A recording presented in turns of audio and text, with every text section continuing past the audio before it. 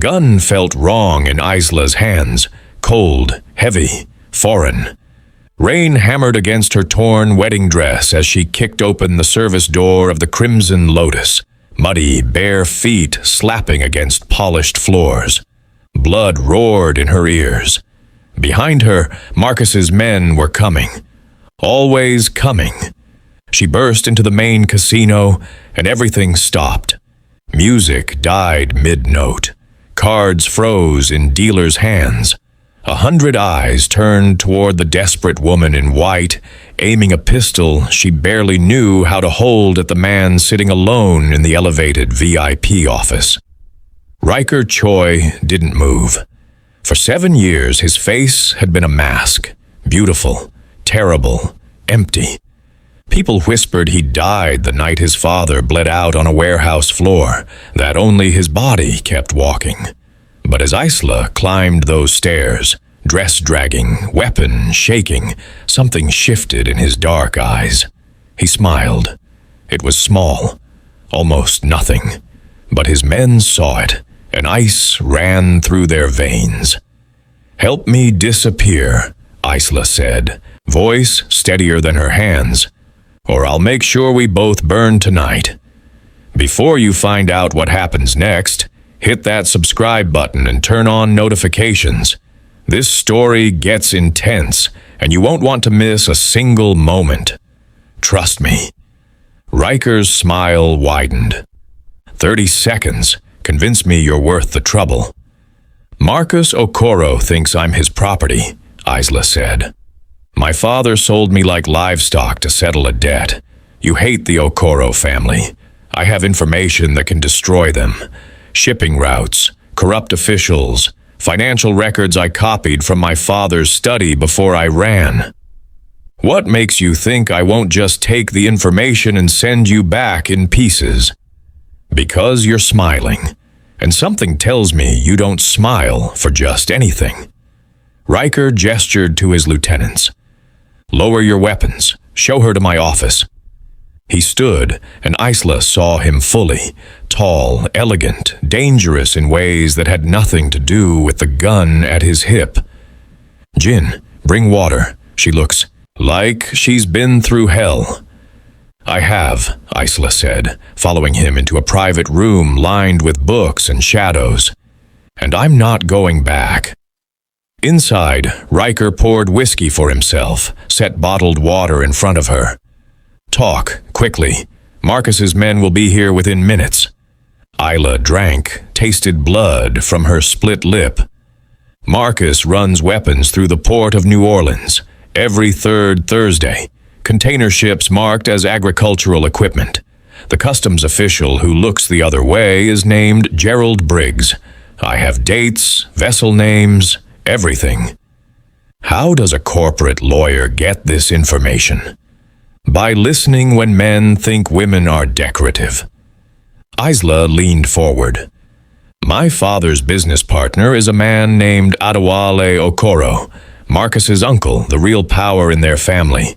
Marcus is skimming profits. I saw the offshore accounts, Cayman Islands. He's stealing from his own blood." Ryker's expression shifted, calculating, impressed. "You're either brilliant or insane. Can't I be both? Why not go to the FBI?" Isla laughed, bitter. "And tell them what? That my father's business associates are criminals? They're all connected, Mr. Choi. Police, judges, politicians. I'd be dead before I finished testifying. But you..." She met his eyes. "You don't play by their rules." "No, I don't." Ryker studied her, really looked, past the desperation to the intelligence burning underneath. "Work for me, legal consultant. Use that Harvard law degree for something more interesting than mergers and acquisitions. What's the catch? You belong to my world now. There's no walking away, no white picket fence, no normal life." Isla thought of Marcus's hands on her shoulders during the reception, his whispered promise. "I'll teach you obedience." She thought of her father's eyes, empty of apology. She thought of the cage disguised as luxury she'd lived in for 28 years. Then let's make sure it's a world worth staying in. She extended her hand. Ryker shook it. His grip was firm, warm, real. Welcome to... The front door exploded inward. Glass shattered. 4 men in dark suits flooded the casino floor, weapons drawn. The lead enforcer's voice boomed, "Marcus Okoro wants his bride returned. Now!" Ryker moved to the window overlooking the main floor. Isla stayed behind him, watching his transformation. The man who'd smiled disappeared. What remained was something colder, older, carved from violence and vengeance. "Jin, Tae," he said quietly, "with me." They descended the stairs together. Ryker's men materialized from shadows, 10, then 15, then 20. The casino became a powder keg. "She's under my protection," Ryker said, voice cutting through tension. "Tell Marcus this territory is mine. She is mine. He can accept that, or test me. I promise you don't want to know what happens next." The lead enforcer reached for his weapon. Ryker moved, a blur of practiced brutality. One disarmed, another on the floor, gasping. The remaining 2 ran, dragging their wounded. Ryker didn't even breathe hard. He turned to Isla. "Pack them a message. We're playing for keeps now."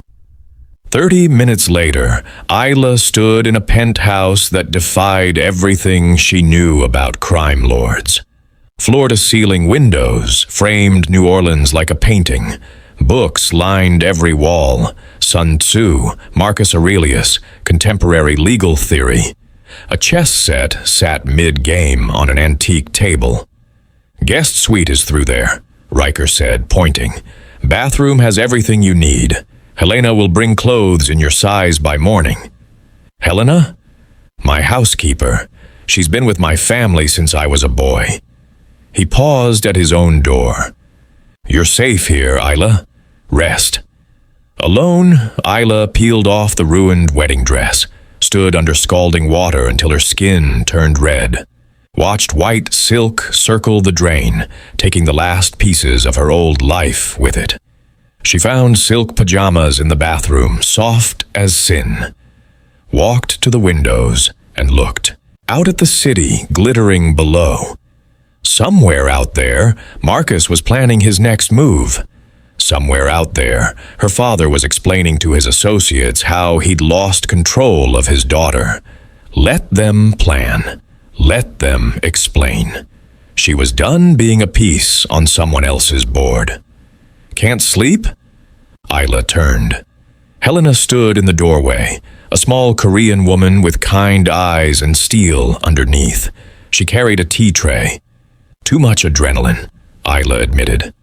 Helena poured jasmine tea into delicate cups. "You should know something about the man whose protection you've claimed." "I barely know him at all." "No one does, not anymore." Helena settled into a chair, gestured for Isla to sit. 7 years ago, Ryker's father, Kim Choi, tried to broker peace between the Korean factions in Atlanta. He was a good man, believed in honor, in family. He brought Ryker to the negotiation as a show of good faith. Isla sipped tea, waiting. They killed him at the table, shot him 3 times, while Ryker watched. His father's last words were, "Protect what matters." So Ryker decided nothing would matter. He spent 7 years building an empire on the ashes of everyone who'd betrayed his father. He united the Korean syndicates through fear and respect, and he never, not once, smiled. "Until tonight," Isla whispered. "Until tonight." Helena's eyes were knowing. "You awakened something in him, something I thought was dead. But be careful, child. When Ryker loves, he loves absolutely. And in this world, absolute love is the most dangerous thing of all." If you're enjoying this story so far, Drop a like and let me know in the comments what you think Isla should do next. Should she trust Ryker completely or keep some cards close? Your thoughts fuel these stories. Morning came with Helena's promised clothes. Professional, elegant, clearly expensive. Isla, dressed in tailored black pants and a silk blouse, found her way to the kitchen by following the smell of coffee. Ryker sat at the island, reading news on a tablet. He looked different in daylight, younger, almost vulnerable in casual clothes, but his eyes held the same calculation. "Sleep well?" he asked. Eventually. Isla poured coffee. "What happens now?" "Now you start earning that protection." Ryker slid the tablet toward her. "I own a legitimate import-export company, completely above board, mostly. We need to renegotiate a city zoning variance before the council votes Thursday. The councilman involved is being difficult." Isla scanned the documents. Difficult meaning he wants a bigger bribe. Essentially. What if I told you there's a legal way to get what you want without paying him anything? Ryker's interest sharpened. "I'm listening." 3 hours later, they sat across from Councilman Davis in a downtown office. The man was 60, bloated with self-importance, clearly annoyed by Isla's presence. "Mr. Choi," Davis said, "I don't appreciate being ambushed with legal counsel. And I don't appreciate zoning violations being used as extortion," Isla replied smoothly. "The variance you're blocking, it's already approved under Section 7B of the Commercial Development Code, which supersedes municipal restrictions for businesses meeting environmental standards. Standards my client exceeds. You're not blocking his variance. You're breaking the law." Davis's face purpled. "You can't." "I can, and I will. Unless you'd prefer I present this information to the Times-Picayune instead of giving you the chance to discover your oversight before Thursday's vote." Isla smiled. "Your choice, Councilman." They voted correctly, unanimously. In the car afterward, Ryker stared at her. "Where did you learn to read people like that?" "Corporate law is theater and leverage. You just need to know which buttons to push." Isla felt something unfamiliar, satisfaction from using her skills for herself, not her father's interests. "You're wasted on mergers and acquisitions," Ryker said. Then, quietly, "Thank you." It was the "thank you" that cracked something open. This man who smiled for the first time in 7 years, who controlled an empire through fear, who'd killed without hesitation to protect her, saying thank you like it mattered. "You're welcome," Isla said, and meant it. The next 2 weeks blurred together. Isla reviewed contracts, advised on legitimate business strategies, attended meetings where violence simmered beneath polite conversation. She learned the ecosystem Ryker had built, protection rackets disguised as security services, money laundering through legitimate companies, political influence bought with carefully documented favors. She also learned Ryker himself. The way he drank coffee, black and bitter, how he read philosophy before dawn, that he played chess against himself, always seeking weaknesses in his own strategy, that he checked on her 3 times each night, just a shadow in her doorway, confirming she was safe. They shared late dinners on the terrace, talking until stars faded. He told her about growing up between 2 cultures, never quite fitting either. She told him about the pressure of being a perfect daughter, the suffocation of expectations. "Do you miss your old life?" Ryker asked one night. "No." Isla didn't hesitate. "I miss what I thought it could be, but the reality? I don't miss being property. You were never property. They just couldn't see your value." "And you can?" Ryker met her eyes. "I see everything about you, Isla. That's the problem." The moment stretched, charged with possibility. Then his phone buzzed. Business, always business. But something had shifted. When Ryker looked at her now, she saw hunger beneath the control. When she watched him work, she felt more than admiration. The air between them crackled with unspoken want.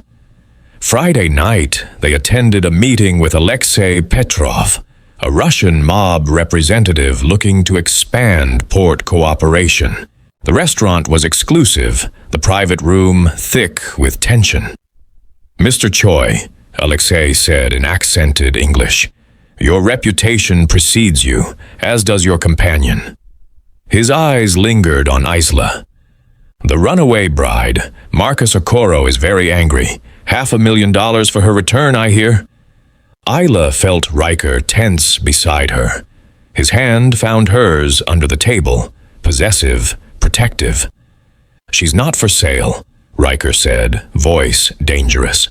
"Of course not." Alexei smiled. "Just sharing information. Marcus makes much noise. Says you stole his property, dishonored his family. Tell Marcus he can take his honor and—" "The business, gentlemen," Isla interrupted smoothly. "The port access proposal benefits all parties, unless outdated grudges matter more than profit." Alexei laughed. "I like her. She has steel." He raised his glass. "To new partnerships and beautiful women with sharp minds." They drank. The deal closed. But as they left, Ryker's jaw was tight. $500,000, he said in the car. "Marcus is escalating. Let him. I'm not afraid." "You should be."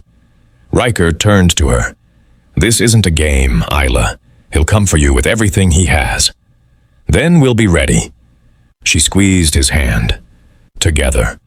That night, standing on the terrace, Ryker said, "I want to kiss you. I've wanted to since you walked into my club covered in rain and desperation.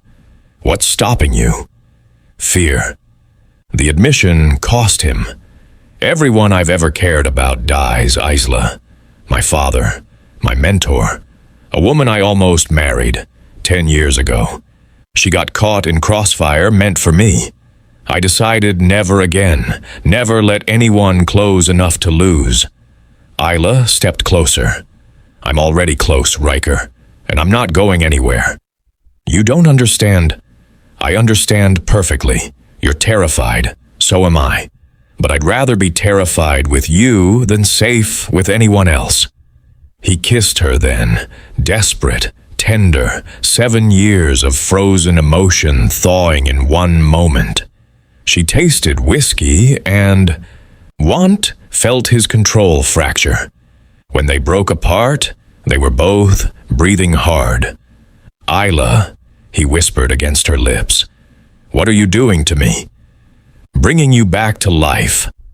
2 weeks later, everything changed. Isla was leaving the courthouse after filing permits for one of Ryker's companies. Professional, legitimate work. She noticed the van too late. 3 men emerged. She recognized one from the wedding, Marcus's personal security. "Miss Okafor," the lead said. "Marcus sends his regards." Isla ran. Heels clattered on pavement. She fumbled for her phone. Behind her, footsteps pounded closer. They cornered her in a parking garage. Isla backed against concrete, remembered Ty's self-defense lessons. When the first man grabbed her, she drove her palm into his nose. Blood spurted. He staggered back. The second man pulled a knife. Isla's training evaporated. This wasn't practice. This was death, sharp and immediate. Then tires screamed. Ryker's car materialized like vengeance. He erupted from the driver's seat. No hesitation, no mercy. The man with the knife went down hard. The others tried to fight. They failed. It was over in 30 seconds. Brutal, efficient, terrifying. Ryker turned to Isla, blood on his knuckles, murder in his eyes. Then he saw her face, and everything softened. "Are you hurt?" His hands were gentle, checking for injuries. "I'm okay. Ryker, You're bleeding." He touched her split lip tenderly. "I thought I was too late. I thought—" His voice cracked. Isla grabbed his face. "I'm alive, because of you." They kissed there, surrounded by unconscious bodies and the smell of violence. It wasn't romantic. It was real, raw and desperate and absolutely necessary. "I can't lose you," Ryker said against her mouth. "I can't." "Then don't let me go."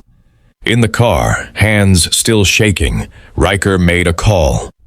"Jin, Marcus Okoro just declared war. Activate all protocols. I want eyes on every property, every shipment, every person connected to him, and find out who gave him the courthouse schedule." "There's a mole," Isla said quietly. "There's always a mole." Ryker's jaw was granite. "And I'll find them." That night, Marcus struck back. A warehouse fire consumed one of Ryker's legitimate businesses. 2 of his men ended up hospitalized. Police raids, triggered by anonymous tips, hit 3 properties simultaneously. Emergency meeting at dawn. Jin spread photos across the table. "Marcus is burning everything. He doesn't care about collateral damage anymore." "Then we hit back harder," Ryker said. "No." Isla's voice cut through the anger. "That's what he wants. You start an open war, the FBI gets involved, everyone loses." "What do you suggest?" Ryker's frustration was palpable. "We don't fight him, we make him fight himself." Isla pulled up documents on her laptop. Marcus's weakness isn't his strength, it's his ego. He thinks he's untouchable within his family structure. "Let's prove him wrong." She explained her plan. It was dangerous. It required precision, and it needed her father. "Absolutely not," Ryker said immediately. "I'm not putting you in the same room as the man who sold you. He's the only one Marcus will meet with, and he owes me." Isla's voice was steel. "Let me do this." The meeting happened in a neutral hotel suite. Benjamin Okafor looked older, grayer, smaller than Isla remembered. When he saw her, something broke in his face. "Isla, my God, Isla, don't." She held up a hand. "You lost the right to my God, Isla, when you signed me away." "I was trying to protect the family. Marcus threatened everything, the business, your mother, your brothers. So you sacrificed me?" Isla's voice shook. "Your daughter? Like I was just another asset to liquidate?" Benjamin's eyes filled with tears. "I failed you. I know that. Every day since the wedding, I've known. When I heard you ran, I was terrified. Then I was proud.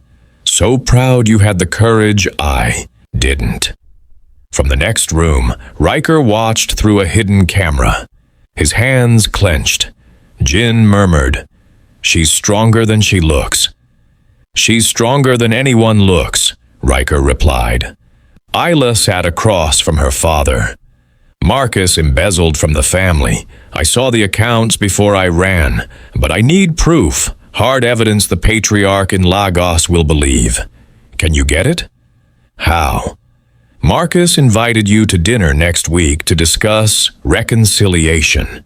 He wants to pressure you about finding me. Go. Act compliant. His home office has a safe. Second painting from the left in his study. Inside are copies of the offshore accounts. Photograph everything. He'll kill me if he catches me." "Then don't get caught." Isla leaned forward. "You owe me, Dad. You owe me a lifetime. This is how you start paying it back." Benjamin nodded slowly. "For you, to make this right." They embraced, awkward, painful, necessary. When Isla left, she felt lighter, not forgiven, but seen. Sunday evening, Benjamin sat across from Marcus at an elegant dinner. They discussed business, politics, the weather. Marcus probed carefully about Isla's whereabouts. "She's confused," Benjamin said, playing his role perfectly. "The wedding pressure. But she'll come around. Family always does." Marcus relaxed, poured more wine. "You're a reasonable man, Benjamin. I knew we could work this out. May I use your restroom?" "Of course, down the hall." Benjamin detoured to the study, picked the lock with shaking hands. Isla had made him practice 50 times, found the safe, entered the code she'd provided from memory, photographed every document, offshore accounts, unauthorized deals, evidence of embezzlement totaling $4.3 million. "Benjamin?" Marcus's voice from downstairs. "Everything all right?" "Just admiring your art collection. The Basquiat is remarkable." He closed the safe, relocked the study, returned to dinner with a smile and evidence that would end Marcus Okoro. In the surveillance van outside, Isla watched her father's camera feed with held breath. When the documents appeared on screen, she exhaled. "We have him," she whispered. Ryker pulled her close. "You're brilliant, absolutely brilliant." Monday morning, they sent an encrypted package to Chief Adewale Okoro in Lagos, not to the FBI, not to the police, to family, because in traditional structures, family justice is swift and absolute. By Monday evening, Marcus received a call. Chief Okoro's voice was ice. "Return home, immediately. Bring the accounts." Tuesday, Marcus's men withdrew from New Orleans. His operations shut down overnight. The bounty on Isla disappeared. Wednesday, word reached them. Marcus had been stripped of authority, exiled within his own family, sent to manage minor operations in Lagos under his uncle's direct supervision, a humiliation worse than death for a man like him. Ryker's people moved into the vacuum. Marcus left, port access secured, distribution networks acquired peacefully, an empire expanded without a single shot fired. That night, Isla stood on the penthouse terrace, watching New Orleans sparkle below. Ryker joined her, wrapped his jacket around her shoulders. "It's over," he said. "No." Isla turned to him. "It's just beginning." "Isla, I need to tell you something." Ryker's voice was serious. "I can give you a new life, clean identity, money, security, anywhere in the world you want, away from all this." "Why would I want that?" "Because my life is dangerous, dark. You deserve better." Isla laughed. "Better? I was suffocating in better. I was a trophy, a bargaining chip, property on a balance sheet. Here, I'm alive, I'm powerful, I'm free. You're on my chessboard now." "No, Ryker, I'm playing my own game, with you, if you want me." "Want you?" His voice broke. "Isla, you're everything I didn't know I could still feel. Every smile, every laugh, every moment you challenge me. You're bringing back parts of myself I thought were dead. Then stop trying to save me from the life I chose." They kissed under the stars. When they broke apart, Ryker said, "I love you. I haven't said those words in 7 years, but I love you." "I know." Isla smiled. "I love you too. Marry me." The words tumbled out. "Not because of debt or obligation or business. Marry me because we chose each other, because we're stronger together than apart, because I can't imagine my life without you in it." He produced a ring box, black diamonds set in platinum, dark and beautiful like their love. "Isla Okafor, be my partner, my equal, my wife." Isla's eyes filled with tears, happy ones, for the first time in months. "On one condition. Anything. Promise me you'll keep smiling." Ryker laughed, genuine and free. "I promise. Is that a yes?" "That's a yes." He slipped the ring on her finger. They kissed as New Orleans glittered below. Their city, their kingdom, their choice. 3 months later, spring transformed the private estate garden into something magical. Isla stood in a simple white dress, elegant, chosen by her, meaningful because she wanted it. Benjamin walked her down the aisle, tears streaming. "I'm so proud of you," he whispered. "So proud of who you've become." "I'm proud of who I always was," Isla replied. "I just needed the freedom to show it." The ceremony was small. Helena wept. Jin and Tay stood as groomsmen. Ryker's mother, elegant and gracious, welcomed Isla with genuine warmth. Alexei Petrov attended, representing their alliance with respect. Ryker waited at the altar in a tailored suit, and when he saw Isla, he smiled.